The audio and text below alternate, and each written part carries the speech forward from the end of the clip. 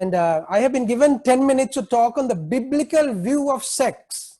And as that's not enough time to cover the whole topic, what I will do is I will make some very broad statements, including some very important truths that we need to know, which will give us a framework within which we can think about the subject, or a foundation on which we can build our understanding of the subject. So we are not going to have answers to all our questions right away from my session, but hopefully that will give us a start. So when I was a teenager, I remember I went on a Christian youth camp, and we had a session called Love, Marriage, and Sex. And one of the campers, a girl, stood up and walked up to the mic and said some words that I will never forget. She said, "Sex is the dirty word." And she was unhappy that we were talking about this subject.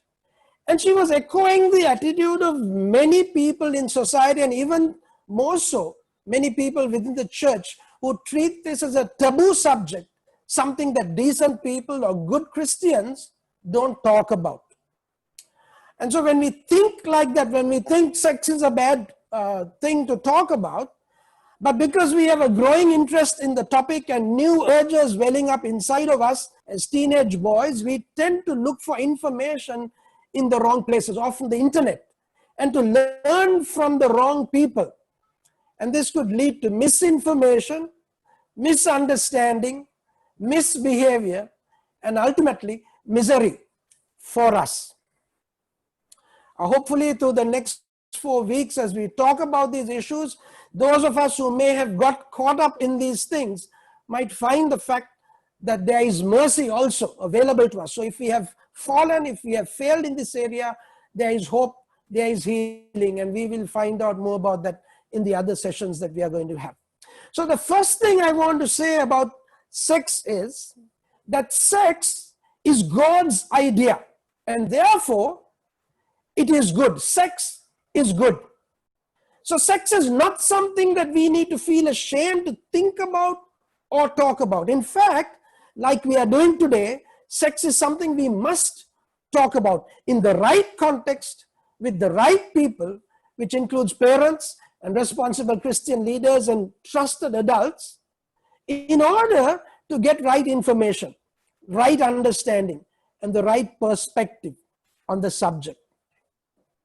So since sex is God's idea, then, like every good thing that comes from God, there is a purpose for sex. And there are guidelines from God on how to fulfill that purpose. Let me repeat that. Like every good thing that comes from God, there is purpose, and there are guidelines from God on how to fulfill that purpose. We read in Genesis chapter 1 and verse 27 and 28, which talks about how God created human beings in his own image.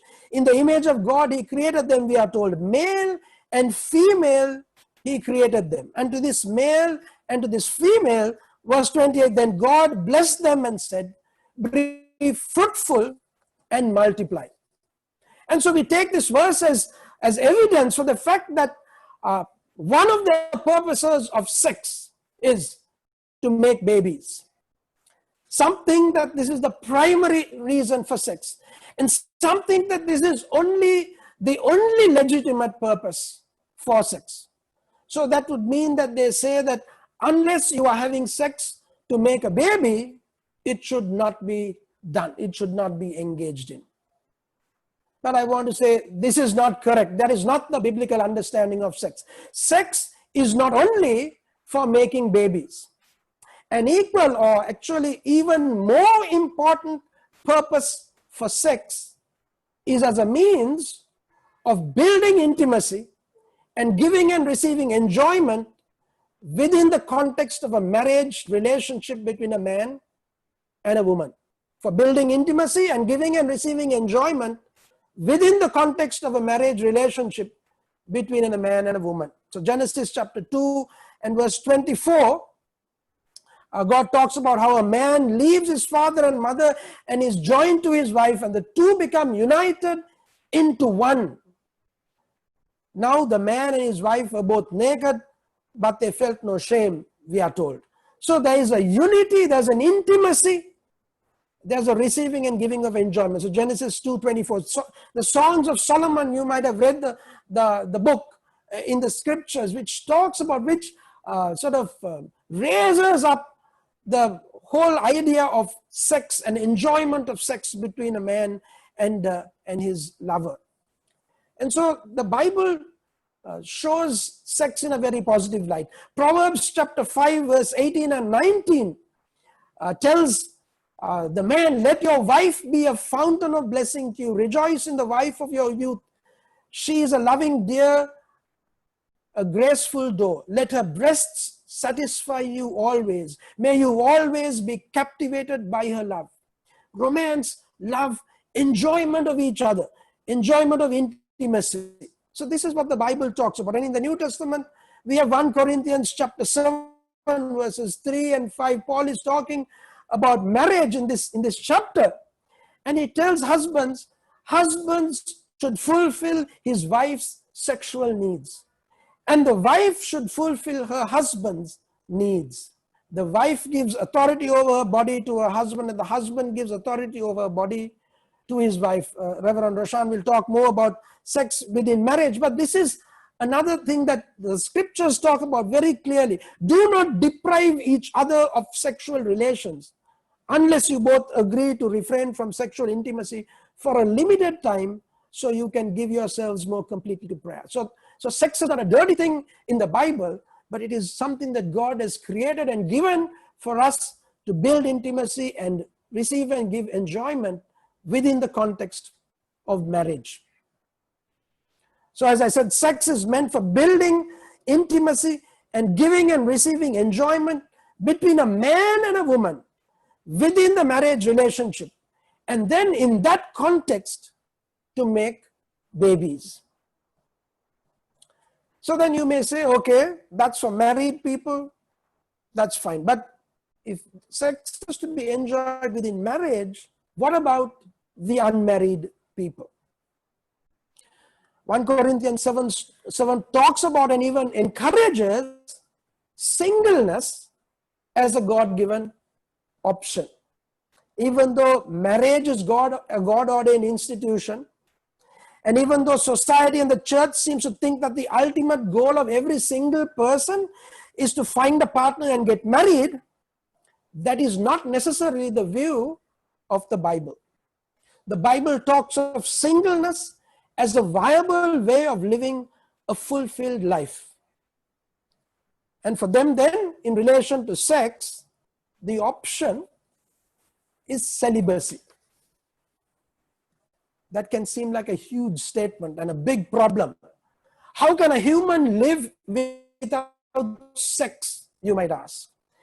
If God gave us the desire, doesn't He mean for us to fulfill it also, you may say? Well, while sex is a natural urge and a gift from God, it is not essential for our existence. It is not necessary and not something we cannot live without. It's not like oxygen.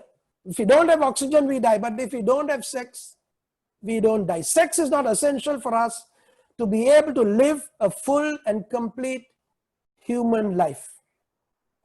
The message we hear from those around us is that without sex, we are less than complete. But that message is wrong. The Bible affirms to us the opposite. And we have many examples that we can look at, but among the many examples, we can take the perfect example of a completely successful and fulfilled human being or a human life is that of Jesus. And Jesus, we know, sometimes we don't realize this, but Jesus was celibate. No sex, no marriage, no kids, and yet He was complete. He was perfect. He was the example of a human being and how a human being can live a full life. So a person can live a full meaningful, joyful, God-honoring, blessed, fruitful life without ever having sex with anyone. Indeed, without even getting married to anyone. I will urge you to read 1 Corinthians 7, which talks about marriage and singleness, which talks about celibacy and sex. And Paul, in writing this, talks about these things, these different situations, as equally gifts from God. So for some, marriage; for some, singleness; for some, sex within marriage; for others, celibacy. So what does that mean? What implications does that have for us for living? So if a person has heterosexual sexual urges, that is attraction to somebody of the opposite sex, urges that he or she cannot fulfill within the context of a male-female marriage for whatever reason. There are many people now who find it hard to find a compatible person to get married to, and so they stay single. There are those whose professions might make it impractical for them to get married, or some people have obligations that make it difficult for them to take on the commitment of marriage. And so there are more and more people living single lives. So for such people, singleness and celibacy is God's solution. And it is also one that is practically and physically possible. We think, how can that be? How can we live a life like this? But it is practically and physically possible. One that will not diminish your quality of life, and indeed can contribute to a full life. Similarly, those who may have homosexual sexual urges, since they are not able to fulfill those in the manner God has intended, they stay single and celebrate. And they are no less fulfilled than those who may be married and have kids. Also, for those in your situation, maybe you have a strong sexual urge as a young person, but you are not in a position where you can get married as yet. Celibacy and self-control while you wait for the right person at the right time is the way to go. Even if your friends have all had sex and they say that life without sex is boring, that is not true. We can enjoy a life, a full life, without giving in to all the urges as and when they come to us. In fact, if we wait for the right time for those things, we will be free to enjoy more fully the things we are meant to enjoy at this stage of our lives. So quickly, in summary, I will say sex is not dirty. Sex is from God. Sex is good. Sex has a purpose. The purpose is for building intimacy and giving and receiving enjoyment within the marriage relationship between a man and a woman, and within that relationship to make babies. Though sex is good, it is not essential.